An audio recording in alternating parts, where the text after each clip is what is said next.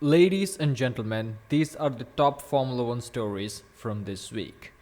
We have been bombarded with a lot of conspiracy theories as to what makes the driver perform.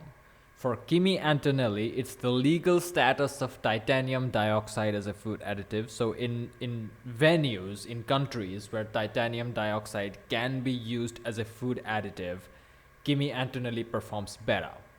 Now, this conspiracy theory has extended to other drivers on the grid. First one being Oliver Behrman. He seems to be performing better in venues or countries or tracks where hormone treated beef is allowed.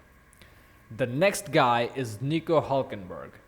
If the sun rises between 5:15 and 7, then he does not perform well. If the sun rises outside of 5:15 a.m. and 7 a.m., then he goes well in that Grand Prix, and it's very likely to score some points. There are plenty of other conspiracy theories such as Franco Colapinto and the guy who got fired, Jack Doohan.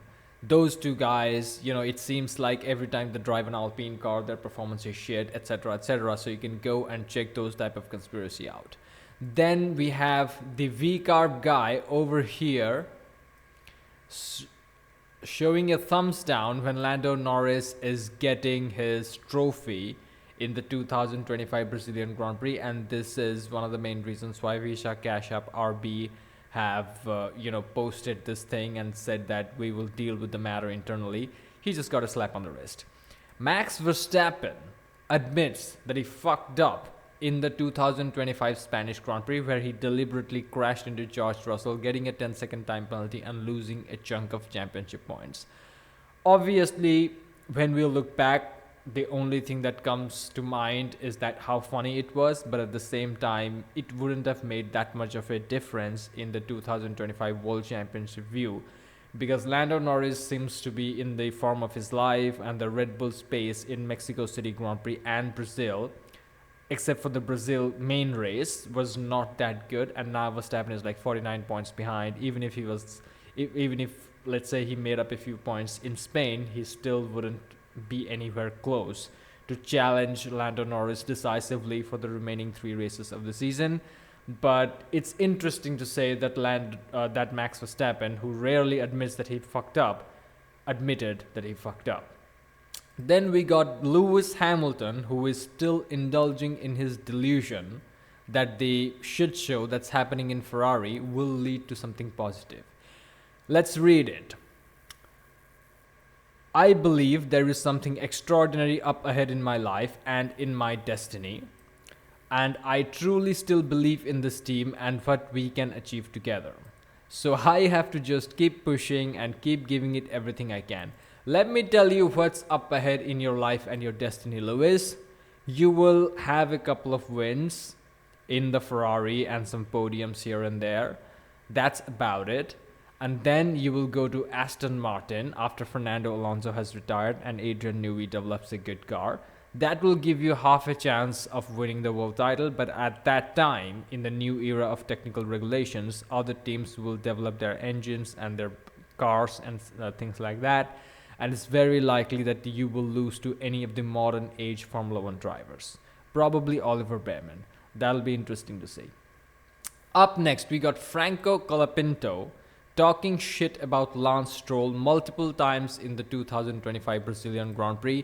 First, when Gabriel Bortoleto retired from the race, and then when Yuki Tsunoda collided into Lance Stroll, that also had some stuff.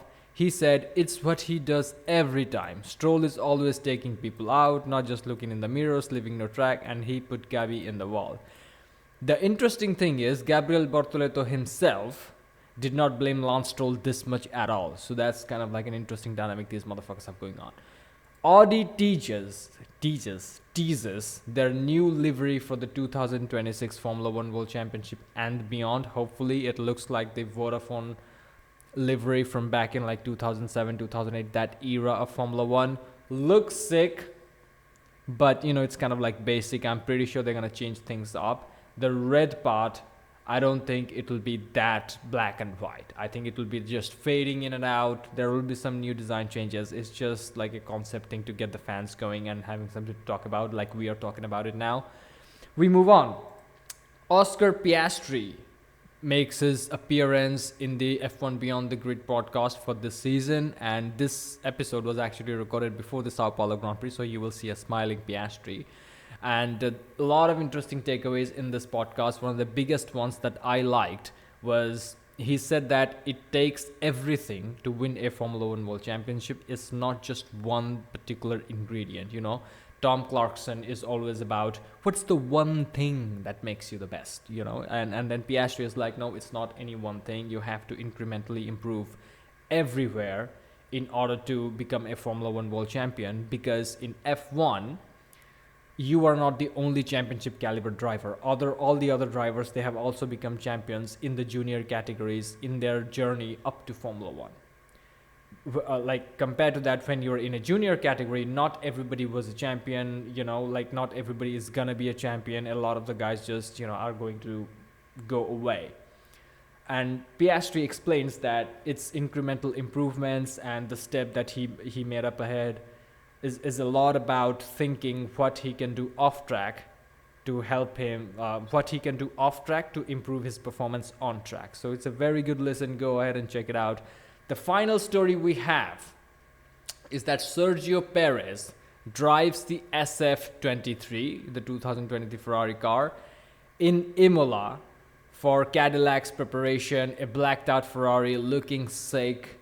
And yeah, like Sergio Perez is back, and this is one of the most exciting things that happened this week. Thank you for watching. Like and subscribe, and I'll see you in the next one.